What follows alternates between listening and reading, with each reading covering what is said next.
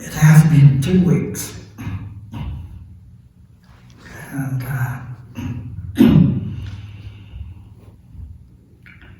first of all, there's a very clever being living in the kitchen.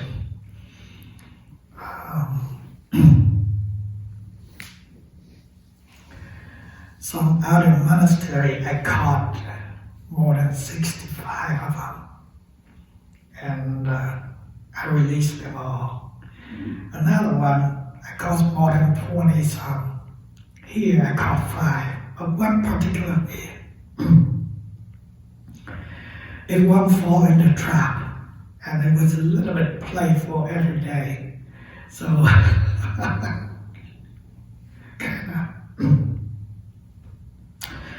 anyway, it took me down more than 8 days, and like Margaret was saying, that it was a good time.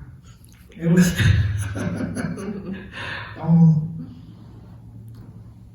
a lot of contemplations, a lot of observations, especially that when one is in such a difficult situation, then it's a different behavior. I turned myself into a very grumpy old man. Every bit of concern from other people that agitated me. I don't know why. And before I became a monk, I associated with a lot of passing away. And I've seen a lot of them that changed their behavior before they passed away. I didn't know. And this one is a very good experience that when one is sick, you cannot keep your equanimity at all. You cannot. The mind becomes very unstable, agitated, and such. If you are the third perspective, look into the situation, just say, what's wrong? What is wrong with me? People were concerned about my well-being, but here I'm very grumpy every time that they keep asking me, how am I doing, and such, and it's terrible.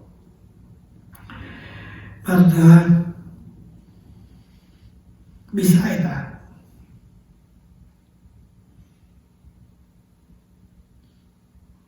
I have a question.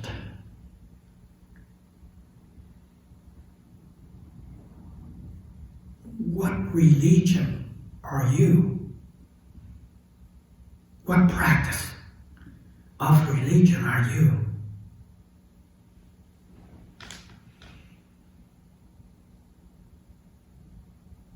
I'm going to say it boldly, even though after this they might kick me out of the temple.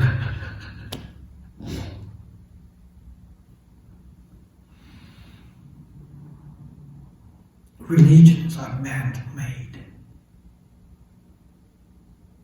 Was it wrong? It wasn't wrong, but the perspective that looked into religion that made it wrong. I should say it more correctly in my own term, in my own perspective. What kind of practice I'm doing? Dear, I practice compassion and love.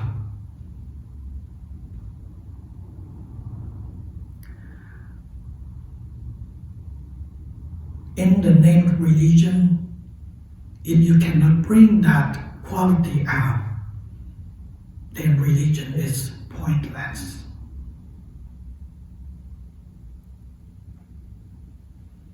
There are 6 major religions in the world that not, I don't include the atheists.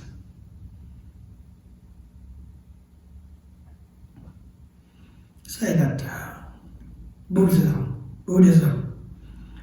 if that Buddhism doesn't bring the quality of love and compassion, then it's pointless. Christianity or other religions.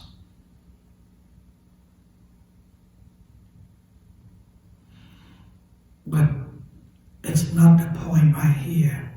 Religions are the means for us to practice to bring that quality out.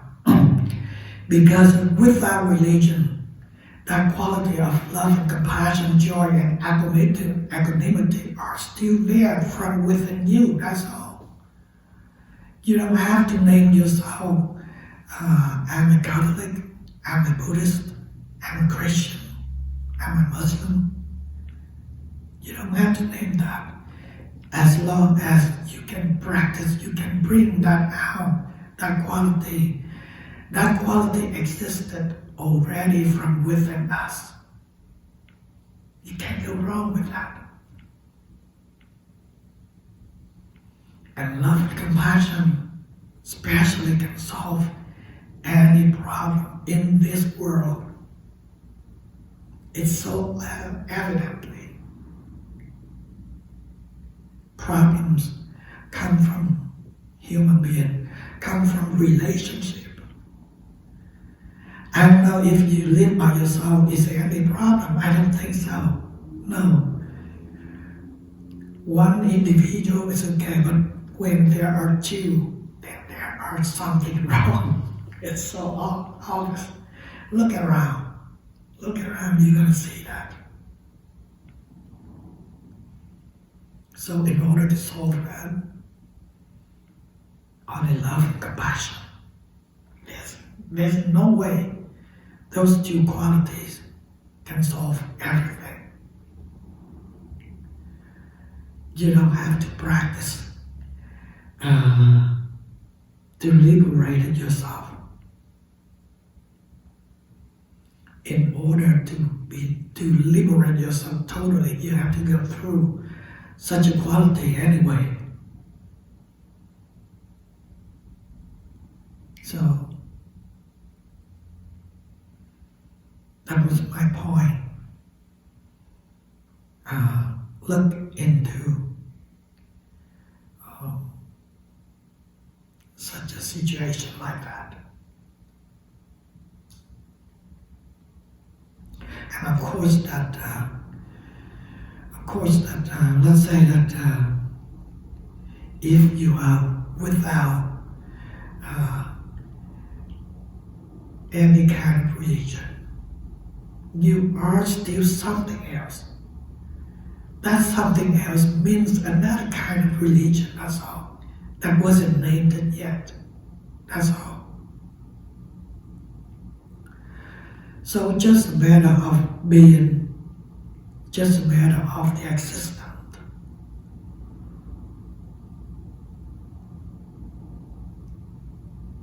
That the what name, it doesn't matter. It doesn't matter. As long as we can bring love and compassion, joy and equanimity. That's important. It's very important.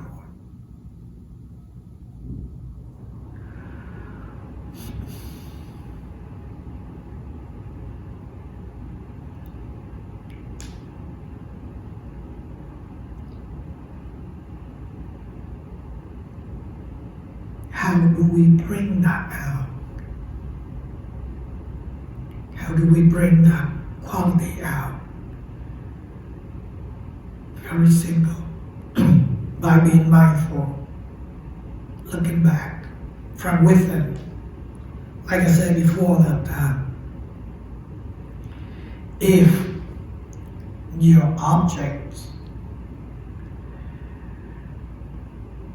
is something that movable, tangible, you can actually feel that object. You can actually see the movement of that object is so clearly. That is vipassana. And And if we go we go a little bit more deeper into it, which is the knowing of an object. That is that the knowing of an object is Buddha nature, God, it doesn't matter what name, Allah, it doesn't matter. There are only two. We cannot go wrong with it. And from there, from the practice, time to time, the mind become more mature, and then automatically that love and compassion is going to come out.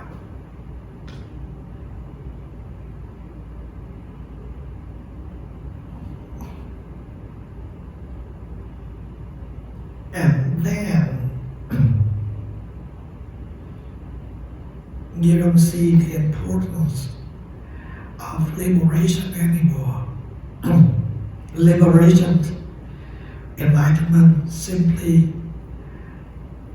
just a being without ego. That's it. That's it. Very simple, extremely simple.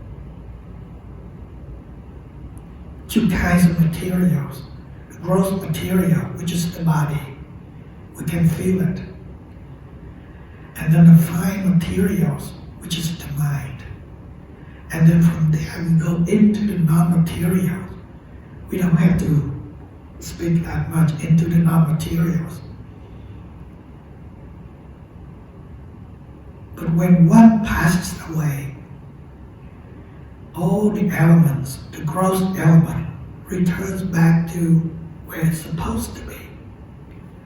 And then the fine elements, which is the mind, is going to return back to where it's supposed to be.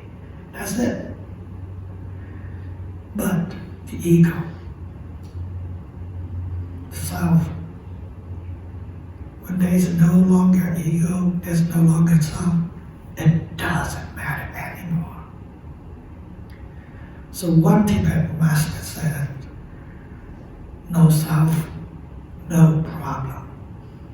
So simple, very simple. Because of, let's say that a lot of question about total liberation, enlightenment, and where does one go after enlightenment? It doesn't go anywhere. It's just a process of borrowing and returning.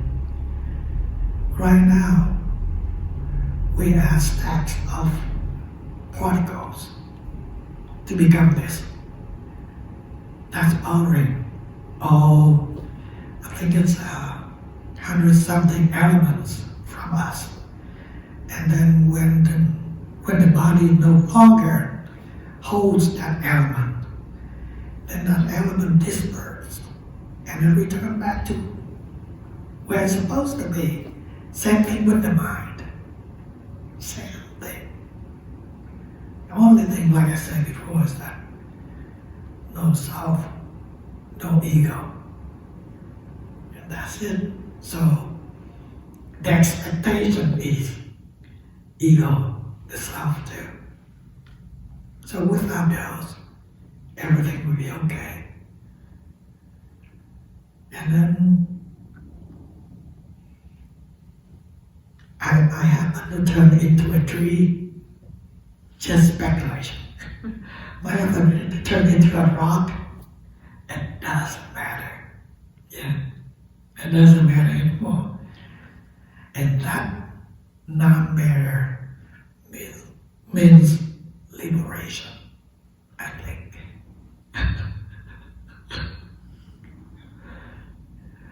Today I know that a little here, your experience,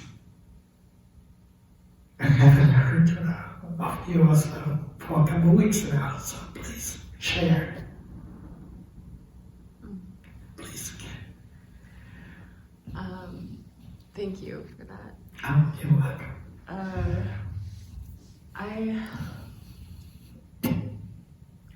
So I noticed a couple things. So one is like, sometimes like talking to people, there's an experience that there's only other. And I'm like, what is other? What is other? Sometimes, when we go into a trance of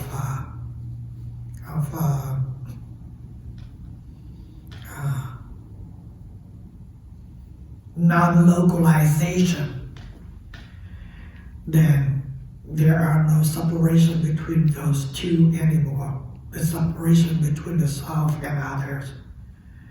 It's just one, and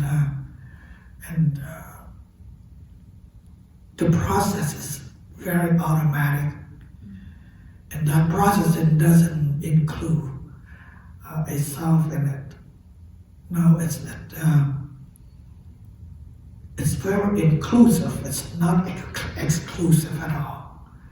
And this is something that's if we should dabble into it, then we can see that there was one time in the forest that I did not even know that I was walking. It's just the process that carry on. The process that carries on. It's not you that carry the process. So there's a different mental states right there. Very interesting. Yeah. And then like I noticed too in memory that the person is always in view. The person. When in reality that wasn't the actual experience. But when I think, there's a memory of a past situation or something, I see this, and that's not the experience. Okay, that's in a Vipassana explanation, the mind is so quick. Let's say that this is the body and this is the mind. The experience that goes to this mind and then it jump back to the body and then it jump back to the mind, interchanges so quick that we cannot discern that which is which. Another view of the Zen is that open it out. When we open it out, then it doesn't matter that the mind or the body anymore. It's just one complete process of oneness. Whereas, like I said before, that if you practice Zen and you practice Vipassana, then you're going to recognize that they cannot separate them. There is no separation. I watched a document a couple of days ago about the matters come from nothing, was an existence of the matter is already there. It's very interesting. And my point of view is that they both exist, coexist. Space and matters, mind and consciousness. Can you see the relation? Can you see what I'm trying to say, that space without matters? No. Matter without space? No. Mind without consciousness? No. Consciousness without mind? No. They always coexist. And therefore, this is where we are. if we can understand that, then we can solve the question of the eggs that came first or the chicken that came first.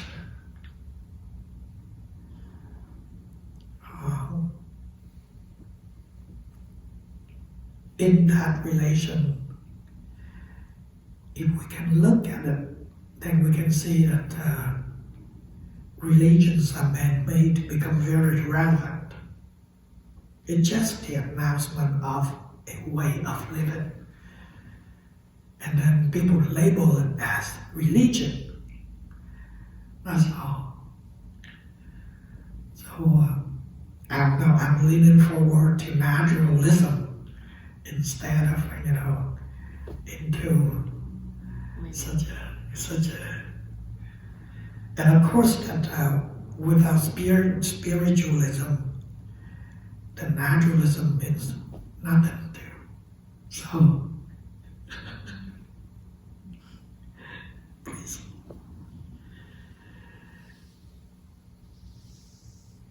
Yes. So at my work, I had a difficulty with my supervisor. Okay. And basically she asked me to basically do my job the right way. I guess I'm supposed to be at work and I don't want to be at work. So already got that part. But when I decided to think like I am emptiness, then I realized I love her emptiness and I'm reacting to her personality and her thoughts and her emotions and feelings. So that gave me a lot of peace because I could see, if I see beyond when you say like we're all empty beyond that. I'm like, me and her on that level, we're all the same, but our personality, feelings, emotions and thoughts are just not on the right place. And that is what I'm having difficulty with. So it becomes an illusion. So it was easy to let go after that, and just I was not in resentment anymore, in anger, and yeah, so it was quite a good feeling. And when you gave us the question when you started, I didn't even, I had totally something different. When you elaborate, I didn't understand, so I kept on wanting to meditate through that, yeah. And I was like, I'll ask Mark certificate because I didn't bring myself one. If he could actually text it to me what exactly you're saying, so I could sit quiet with it and get it. But I got it because you said Zen to me was going beyond, and because I kept on asking myself, what is Zen? What is Zen? It didn't matter what you said. I just had to ask the question to myself, what is Zen? And to me, it is going beyond, and again beyond. That's what you keep on saying is emptiness. And I'm like, I could hear sound. And I'm like, there's the object. I could hear sound. I'm repulsed, I guess. I'm right there with the object. But going beyond the object, it's impermanence and it's just nothing again. Okay. That's great. Maybe it's a way to explain the Zen Buddha nature means nothingness because there's nothing. But that nothing, that doesn't mean that you don't know. You know. See? So you know. So nothingness in your term is not the knowing. That's all. So which is the right way. You go beyond objects, then there's nothing. But there's still knowing. And that is the Buddha nature, that is Allah. It doesn't matter the name. And when we see that, we're going to see that, it's just like a space, an object. And here, from within, nothingness and mind. Yeah. And explaining the difficult situation is that it takes time to practice to step out, to look into the matter. Sometimes when you're stepping out, we're going to use a lot of different means. It doesn't matter that you go back to nothingness, or you can think, this person how pitiful is she or he in acting that way, such and such. It doesn't matter as long as you bring yourself out of the difficulty. See that, there is no fixed means for us to bring us out of the difficulty. As long as it works.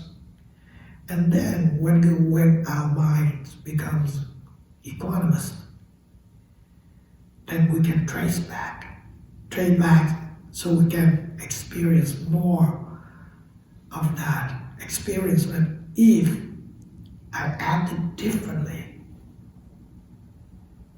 what happened to it? And from there we gain more wisdom. That's all. It's just a matter of practice. And one thing is that don't be afraid to fail. Because a failure is a gain. Always, if you win, it's a gain. If you fail, it's a gain. Because of there are only two kinds of person. The kind of person that don't make mistakes. And another kind of person is that on the way of becoming complete. So there's no failure there. We keep walking. And then after being grumpy, I'm happy. I'm happy for my grumpiness. So that is, and that signifies for a compassion for myself. That I don't have to whine myself, why did I do this, blah, blah, blah, blah, blah, blah. No, love and compassion is always available to each situation. So bring that quality into life. We're gonna love it. We're gonna love every situation, even though that like I said, that of course during the process of grumpiness, it doesn't feel good. But soon as you out of it, you become happy again. So that counts because you forget yourself, you forgive yourself right away. And that's important.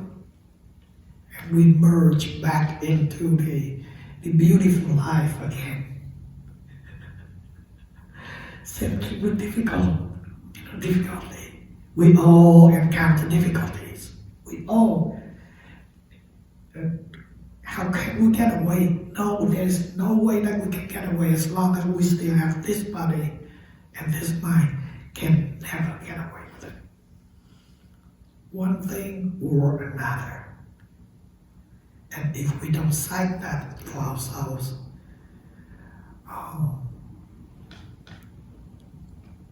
we become much more suffering.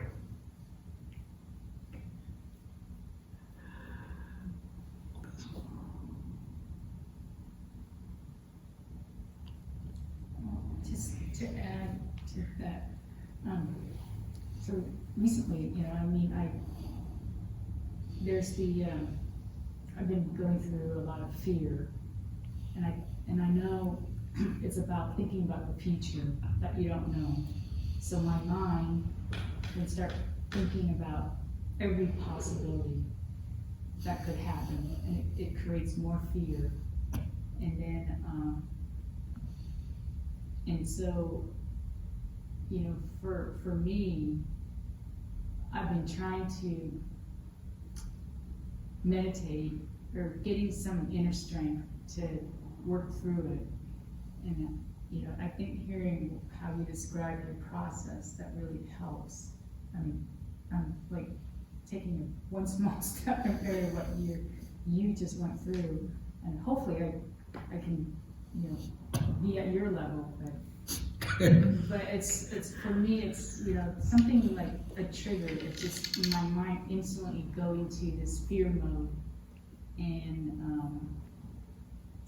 when I was younger, I used to do a lot of karate exercise, and in karate they have these forms that you practice. So it took my focus.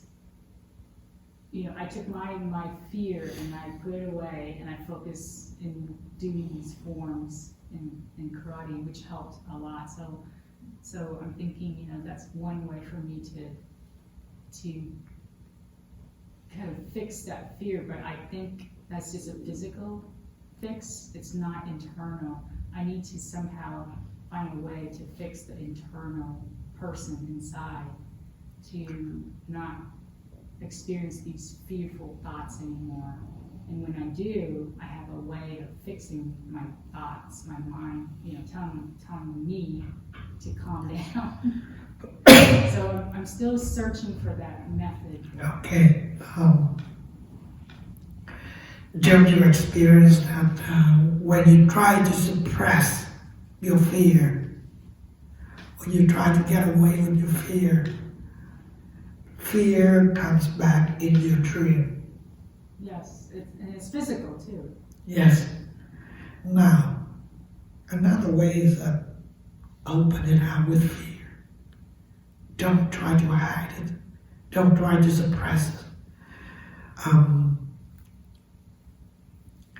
I have fear with darkness. I have fear with invisible beings when I was young. But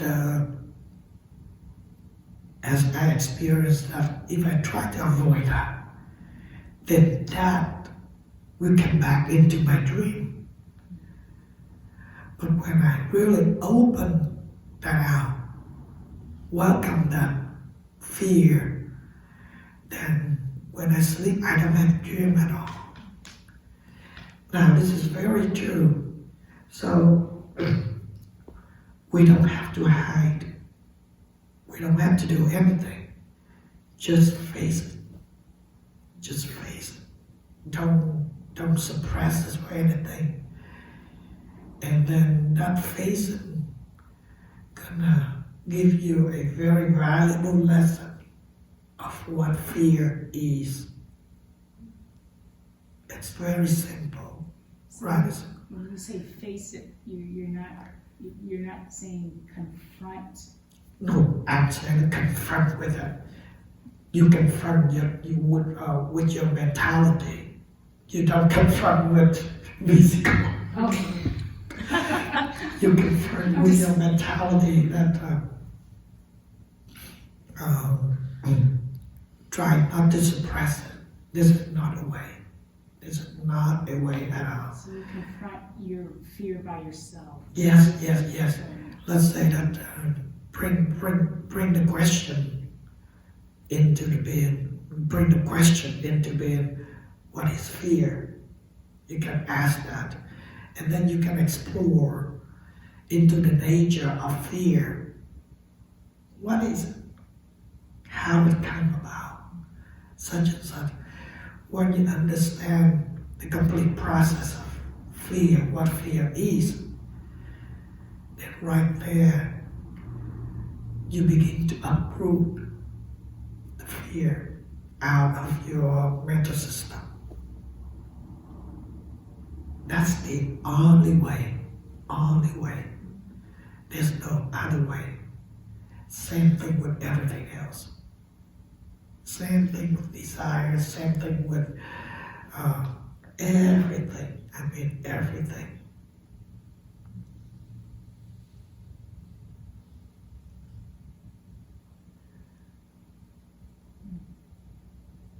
Don't be afraid to confront with it.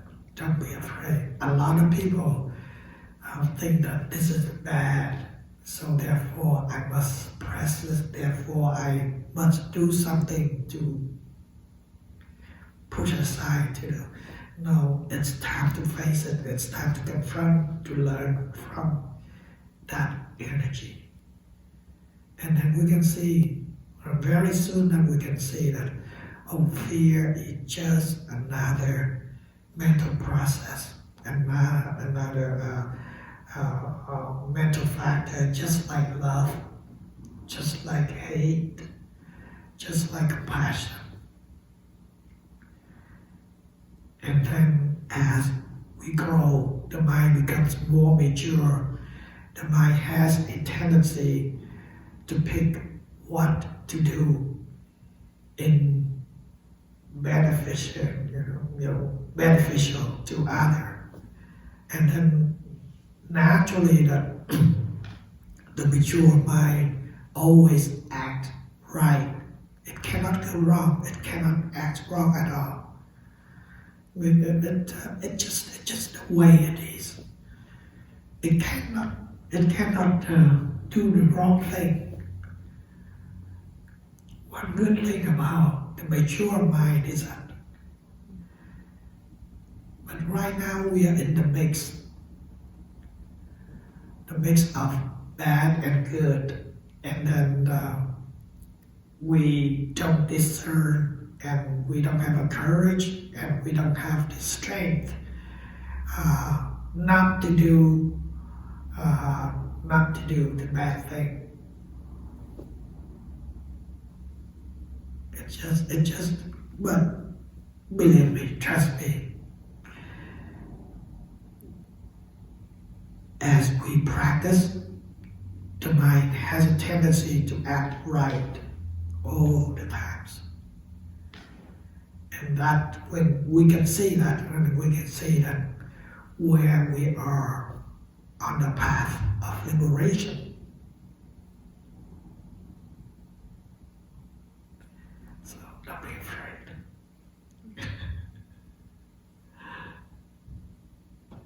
Marcus, please. Yeah, for me, I guess I'll start. First, I have to remember impermanence, because I think everyone knows now. My wife has been in meditation retreat in Vietnam for 9+ months now. Wow. Yeah, I went back and dropped her off, and then I came back. So, impermanence, because my own ego says, hey, we would go together when it's time. We take care of our parents. So I can't go yet until my mom passes away. And when I was there, I asked, just to see. I said, if I know this is the path I want to go, but I can't go now, and I can't go, because I want to have a clear conscience. She doesn't, she can do, because the Vietnamese was May, so she loves Dharma. I like Dharma. She loves Dharma to the point where she would, and I see how monastics can do that, where they let go, leave family. There's no guarantee that they can take care of their family or whatnot. But they're, but they become so compassionate to the point where they're willing to leave that family to prepare themselves, educate themselves, get the skills they need, and then come back to help others. And that's why I had to understand and accept. And when I had that solitude to reflect, then I understood and saw. And so understanding that, then I understood also. So I'll go back, and then basically the Thay says it doesn't matter when you find, when you go to the path, just knowing that that you do go that path. When is irrelevant, but knowing and following and going that path is the most important. And a lot of Thay have told me too, knowing the right path and following the path. Following the path is a lot harder than knowing that the path that you want to go. So they gave me some good advice when I was there, and I've kind of heard it enough to understand. And then so for myself, like I said, my ego would be, I want to go with my wife together. And back then, the stuff that, she'd always joke around with me where, when I don't recognize or appreciate certain things, she joke around. I just use the word like yo ying. So, yo ying is where it'd be like, how rude, or, how, so that's the, how rude. So that's the joking term we use to each other. And then here, she went without me. So I go turn around, yo ying. That we have to be, call it altruistic, or, think of the other. But I understand. And so my practice, so I understand that as long as I know the path, that's okay. When will be irrelevant, will be after hers. And then the other thing, reflecting of letting go. So impermanence, letting go, and I had to remember letting go, because the story of the four husbands or four wives. So we, they're the husband or wife of money, husband wife of family members, our fame, all that stuff, our beauty, and then the one husband or wife that the first one we have and we forget about is our karma. That always goes with us, and that's the only one that when we go to the next life that can take. So it reminded me that means even this body. So I have to, I can't even take this body with me. So I have to remember that. And so I reflected on that and remembered that all the tamsansi, greed, hatred, illusion, all because of trying to get this body, feed this body, have a nice car, have a nice house, have enough money, and none of that I can take with me. So I've been contemplating, let go of this body, and every expectation cannot come your way. So that's what I've been doing. Speaking of impermanence, speaking of no self, that I can truly experience that I myself don't own this body at all. It's so it's so evident that you come down sickness and you want to get wealth as soon as possible, and then you try every which way you can, but actually it's not. And sometimes I remember those words of the old Zen master said that if this body really belongs to you, then you can say that I forbid you to get sick, I forbid you to get old, I forbid you to die. But can we do it? No, we can't. So it goes on the way on its own, and it's an impermanence so clearly. And of course now we learn that academically, but we have to make it into reality. We have to experience it. We have to realize that this is not my body. And the way that we go into it is that, again, either vipassana or Zen. Be mindful. Yeah. As we go into it, I think we're going to see somehow that your explanation is that maybe that you experience impermanence. And therefore there is no self in others. So It's an object. there's no object. There is no object. It's just the process of materials and minds that's flowing. This is very interesting. Very, very interesting. Yeah. Do you have anything to share with? I have a question. Please. So, the mind and consciousness, mind is the mind. So you'll experience fear if you're triggered or whatever. Your body gets triggered, your mind goes off. So if you take a step to the left, in your mind, if you know that your mind is your mind, it's going to do what it's going to do. What's the space called where you can observe the mind and detach from the mind? And what can you do to practice more getting there so you could separate yourself from a busy mind?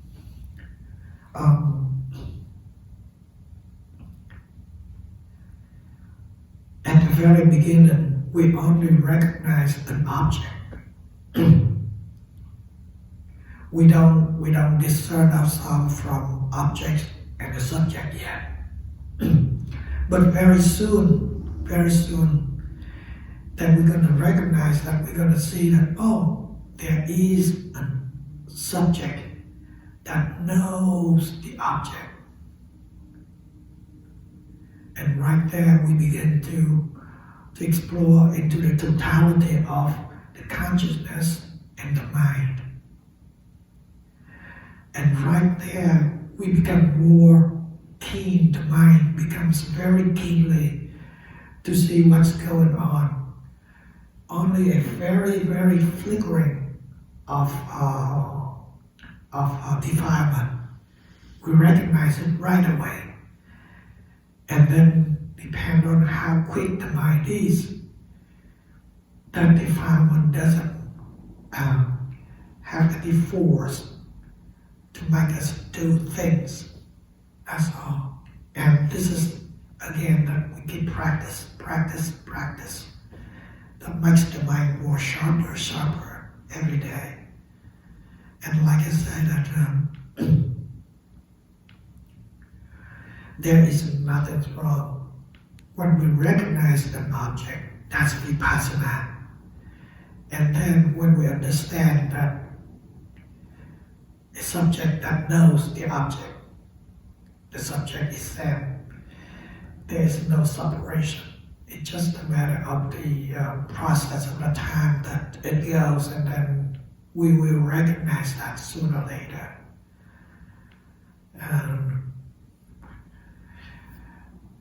One thing is that when we are mindful in the right path, just like Marcus said, we cannot go wrong. We cannot act wrong. We cannot do foolishly. It's just the way it is. So, keep doing it. Practice brings you to Carnegie Hall. So, using the example of fear, so I heard when you were responding, to me, how I would put that into practice is maybe write down my fears and try to unpack it and maybe look for the root of what I'm really scared of. And so if I were to do that more often than not with maybe things that trigger me, would you say that's a good way Yes. to also learn Yes. about the mind and clear up any noise in the mind? One of the 7 factors to enlightenment, the 5th factor is the investigation. We do investigate what's going on. Sometimes, I write down my problems and then I look into it. Let's see what's going on. And that investigation that furthers more for us to understand the process of the mind. There is nothing else other than processing, the mental processing. There's no other. It's so simple, so down to earth. The space and matter, consciousness and the mind. And they work the same thing in everyone, but different combinations, that's all. Different combination. They all work in the same. The different combination brings different results. But mind and consciousness, the same elements, same factors, same faculties. If we have to, narrow it down into usable terms, then that's it. So watching the mind is the only way. Watching it, understand it. It will solve everything. Would you say the body also processes? Yes. And so it also has to, you have to kind of think or feel through emotions to let them pass. And I guess it gets easier after that. When the body and the mind has something associated together, and when the body is not well, the mind is not well. Same thing. But That is in normal case. If one is very advanced, it doesn't matter how the body feels. The mind still very equanimous. A couple weeks ago, that I went to the place of Henry David Thoreau. I don't know if you know him. Very famous for his simplicity. He has some influence from Indian philosophy, the Baha'i religion. Even though that he came, he is rooted in Catholic. He dies early in his 40s of tuberculosis, and he dies very peacefully, very, very peacefully. That means that no matter what the body is, it doesn't affect the mind anymore. The Buddha, he died of illness. He died of diarrhea. So the body, the body become, something, become weak, but it doesn't affect the mind because of the mind overrides the body. So that's how when we practice that overcome the body, then everything will be okay.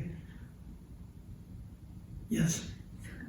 So if your body is triggered, then perhaps that's an indication that there's unresolved things in the mind. I'm sorry, I don't understand that one. There are times where I feel triggered, right? Oh yes. And to me, I'm trying to follow along with what you've said. To me, if we get to a place where our mind can understand what's happening to the body and then be okay, then if I'm in a place now where my body's triggered, does that mean there's some unresolved things that maybe I need to work through to get to a place where my mind... The unresolved thing is speculation of the mind. We just understand what is going on in the present moment.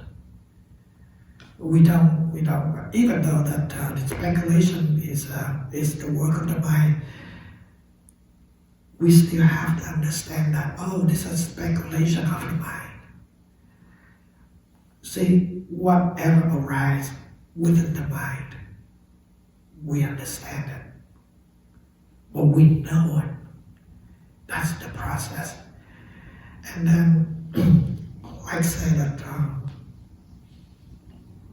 the body triggers the emotions. Yes, it is. It can.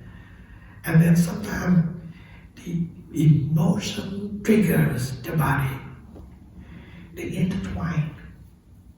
If we pay attention enough, we're gonna see that the conjugation between the body and the mind, how they work together, very interesting. Very, very interesting.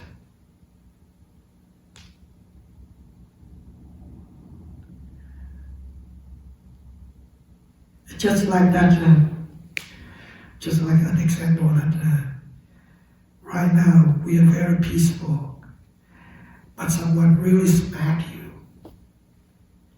The first thing is that the body that hurts, and then it triggers the emotion. Why did you hit me? Or you reacted. So that's one thing. Anything else? One last thing. So I notice in meditation, I don't always catch this, but the mind is constantly referencing back to self. Yes. Constantly. Yes. And it's like today, it was like, I was catching it every time. Like I said, I don't always, sometimes I go with it, but it's like, like I was saying, the memory of that there was a self there in that situation, or the mind just keeps going back to, it's so fanatical, like obsessed, that like naming it almost, I'm like, oh, selfing, like there it goes again. It's like self, Yes, yes, yes. And then it's like, okay, what's here? Sound, It's light, color.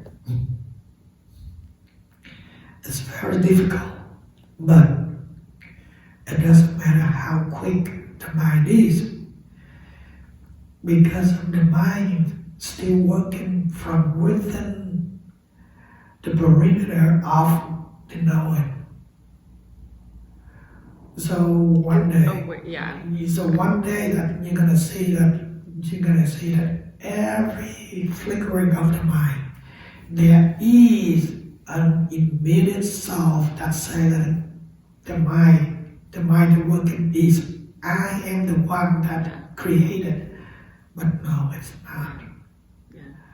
You're gonna see that. You're gonna see that very quick. Just like earlier today, I turned out, and then I saw a Amazon job coming in, so I tried to turn back. I turned into a road. Immediately there's a car right behind me.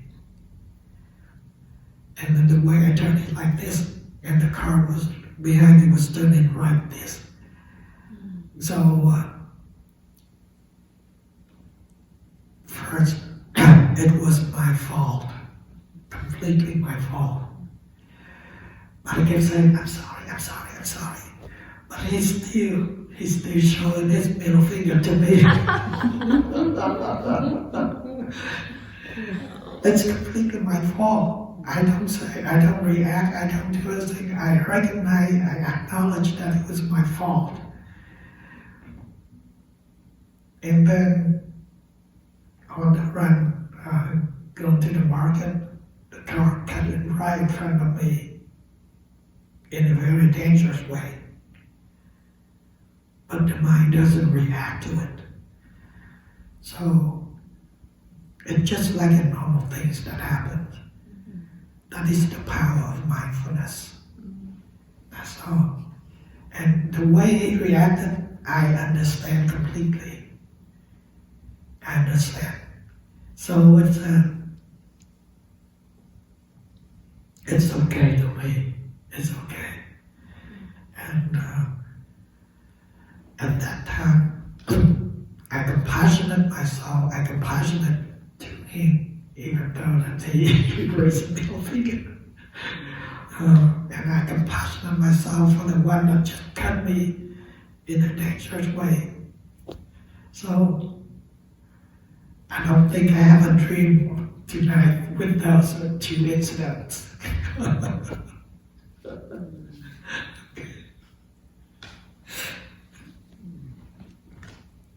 Maybe may you compassion to yourself.